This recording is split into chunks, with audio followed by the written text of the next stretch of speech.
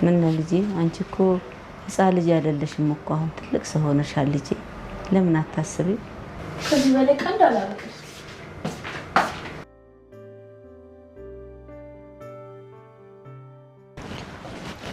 እየሄድሽ ነው? አይ እየመጣሁ ነው። ነይ ቀፊ መልካም ድል በልሽ። አመሰግናለሁ። ግን ያንቺ መልካም ምኞት መጥፎ ነገር ይዞብኝ እንደሚመጣ ቃለሁ። እሺ በአሁኑ ከመጣዩ ነይ ቀፊ መልካም ድል በልሽ። መልካም ድል እህቴ።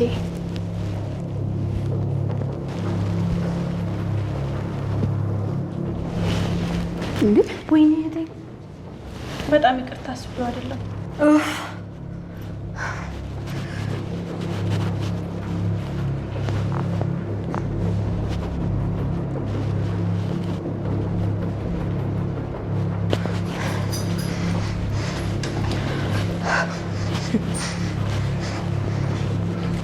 ለኢንተርቪው በሽት ወዳቂ መሆንሽ ካሁን ተረጋገጠ።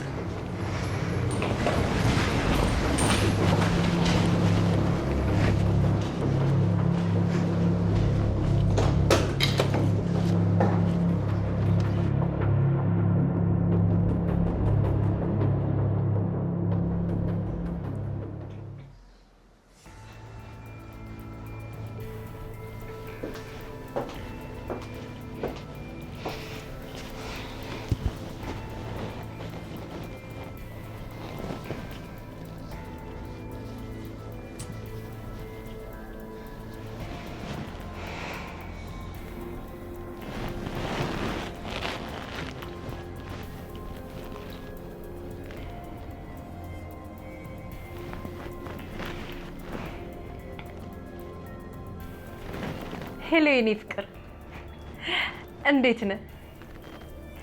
ቅድም እኮ ቤት አልነበርኩም። ሉሌን ማየት እፈልጋለሁ ስትለኝ ወደ ቤት መጣሁ። ኤው እንዴት ነው አላማረበት? አዎ ሁሉንም መድኃኒቶች እየወሰደ ነው። ጥሩ ለውጥም እያመጣ ነው። ናፈቀህ አይደል? እሱ ራሱ በጣም ናፍቆሃል። ሰላም በለው ሉሌ።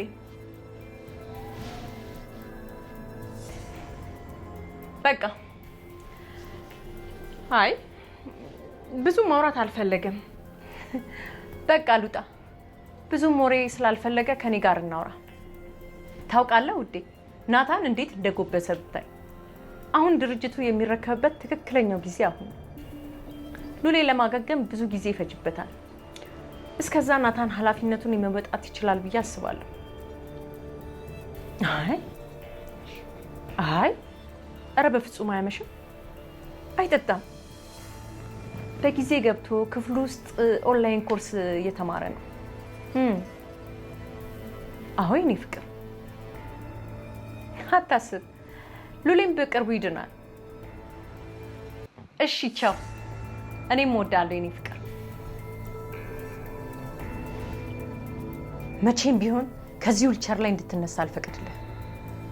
ብቸኛው የድርጅት ወራሺ ናታን ብቻ ነው። አንተ ደግሞ እናትህን ተከትለ ወደ መቃብር ትወርዳለህ።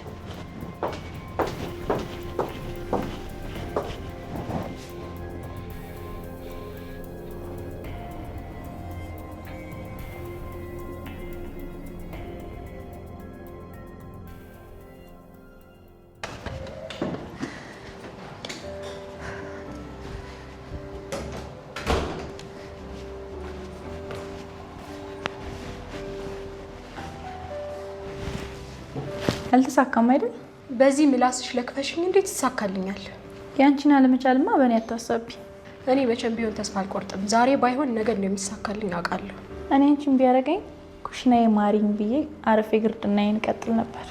እኔ የሰራተኛ ልጅ መሆኔን እንዲሁም ደግሞ ሰራተኛ መሆኔን አልጠላውም። ታዲያ ለምን ሌላ ስራ ትፈልጊያለሽ? ለነገሩ አንቺን ከማስረዳት ፕሮፌሰር ማደደብ ይቀላል።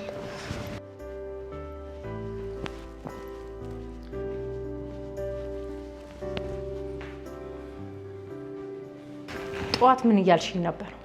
ማኔ ምንም። ቀሚስ የምትሰራ ጓደኛ አለችኝ ስትያል ነበር እንዴ? እሱ ነው እንዴ? ቆይ ማቃት በጣም ጎበዝ ዲዛይነር አለች። ቆይ ላሳይሽ። እዛ ሆነሽ ኢንስታግራም ላይ ላኪልኝ። እሺ ኮንታክቷንም በዛው ላኪልኝ። እሺ አሁን ልክልሻለሁ።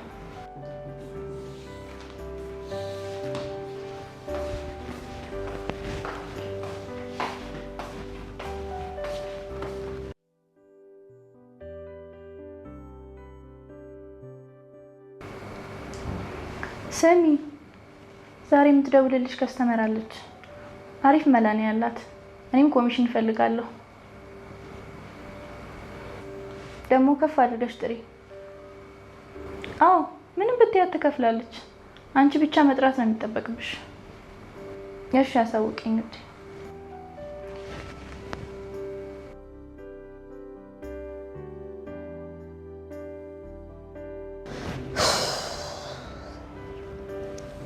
ልጄ አትጨነቂ፣ ፈጣሪ ላንቺ ያለውን ይሰጥሻል። አትጨነቂ ልጄ። እኔ አልጨነቅም እማዬ፣ ፈጣሪ ያለው እንደሚሆን ደግሞ አውቃለሁ። አሁን ማሽኑ ስለተበላሸ ያቺ ሰይጣን መታ እንድትጮህብኝ አልፈልግም። ሄጄ ልብስ ማጠብ አለብኝ። ልጄ መጀመሪያ ምግብ ብይ። እሺ ግን አሁን አንቺ እንዴት ነሽ እማዬ? ተሽሎሻል? እግዚአብሔር ይመስገን ደህና ነኝ። እናንተ እያላችሁ እየረዳችሁኝ አይደለ? ተመስገን እማዬ። አንቺ እኮ በቂ የሆነ እረፍት ስለማታደርጊ ነው ሁልጊዜ የምትታመሚው። አሁን እኮ እናንተ እያገዛችሁኝ ነው ልጄ። እሺ በቃ አሁን ተነስቼ ልብሶቹን ልጠብ።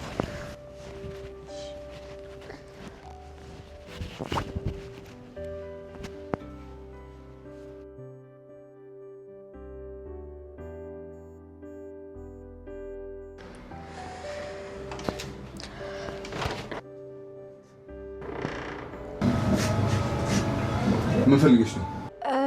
አይ ለብሰህ ስትጨርስ እመለሳለሁ። ታዲያ እኔን ከወገብ በላይ ማየት እንደዚህ ያሳፍራል እንዴ? የሚታጠብ ልብስ ካለ እሱን ለመውሰድ ነው የመጣሁት። ግቢ ነው ወሰጂ። ይሄንን የምጠብቅ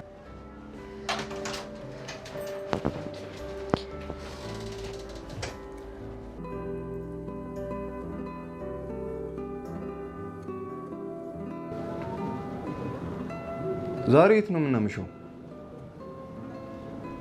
በቃ ፒስ። እዛው ስፓት ከችላለሁ። እንዴ ምን ማለት ነው ትመጣለህ ማለት?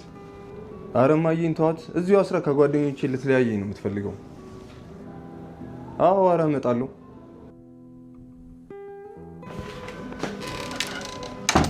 ዛሬ ማምሽ ተልትመጣ? ምን አገባሽ? እኔ ከእናት ጋር እንዳትጣላ ብዬ ነው።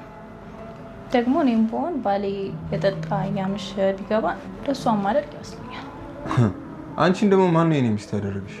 እሱን ተውና ግብዣው ላይ አብርሃም የምትሄድ ቆንጆ የሴት አትፈልግም? ቆንጆዋ አንቺ እንዳትሆኚ ብቻ። ምን ይወጣልኛል? ከተማዋ ላይ ከኔ ጋር በቁንጅና የምትወዳደር ሴት ካለች እኔ እቀጥላለሁ። እስኪ እንደ እህትሽ ትንሽ እንኳን ቦታሽን ለማወቅ ሞክሪ። እሷ የትም እንደማደርስ ገብቷት አርፋ ተቀምጣለች። አንቺ ግን ትቀብጫለሽ። ድሃ ደግሞ ሲቀብጥ አያምርበት።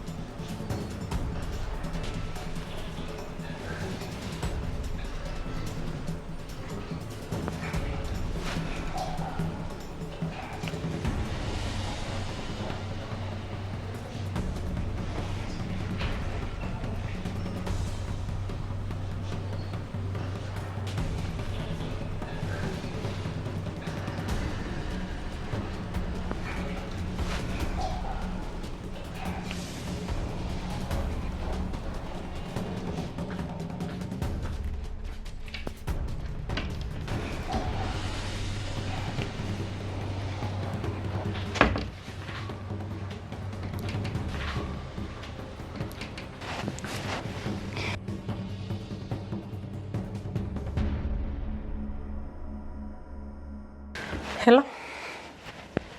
ሄሎ፣ እየሰማው ነው። እንዴት እስከ ዛሬ ድረስ ግቢ እያለ የሚሄደው እየዋሸኝ ነው ማለት ነው? በቃ ማታ እናወራና ማድረግ ያለብኝን ነገር ወስናለሁ። አመሰግናለሁ። ውይ ናታን፣ ምን ባደርግ ነው የሚሻለው? እኔ ይሄ ሁሉ መስዋዕትነት የምከፍለው ድርጅቱን እንድታስተዳድር ነው እንጂ አሁንም አንተ እዚህ መዝናናት ላይ ነው። አሁንስ አበዛኸው። ይሄ ልዑል ተብዬ ድኖ ከተነሳ አባት ድርጅቱን የሚያወርሰው ለሱ ነው። ይሄ ደግሞ ፍጹም መሆን የለበትም።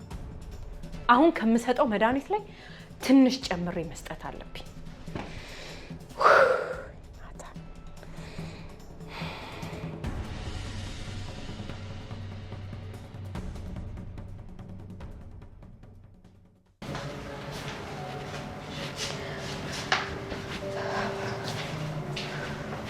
ምን ነው እማዬ?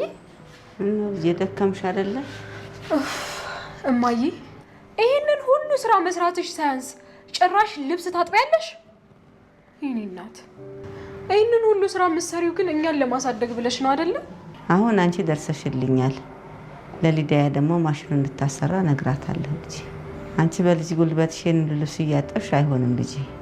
አይ እማዬ፣ አውቃ ነው እንጂ ይሄንን ማሽን ማሰራት እኮ አቅቷት አይደለም። ግን በቃ እኛ ቁጭ ብለን ስታይን ትናደዳለች። ለዛ ነው።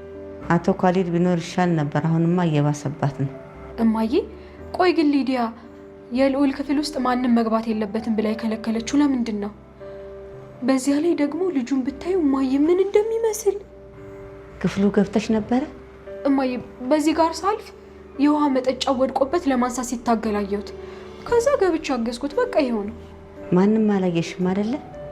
ሶሊያና ነበረች። ልክ አይደለሽም። እኛ እንኳን እዛ ክፍል ልንገባ በር ላይ እንኳን ስንቆም እንዴት እንደምትሆን አታውቂ? ልጁ እኮ ብታዩ እንዴት እንደሚያሳዝን፣ ደግሞ ጸጉሩ እንዴት እንደተጨባረረ ብታዩ በቃ የሆነ እብድ ነገር እኮ ነው የሚመስለው። ግን የኔ ልጅ ሀሳብሽ እኮ ይገባኛል። የሰው ቤት ተቀጥረን ያለ ነው። እነሱ አታድርጉ ካሉ ይሄ ነገር እንዲደገም አልፈልግም። እኔ እኮ መግባት ፈልጌ አልነበረም። ይገባኛል። ግን ይሄ ነገር ቢደገም ከኔ ጋር ነው ጸብሽ። ግን ይሄ ምን አይነት ጭካኔ ነው እማዬ?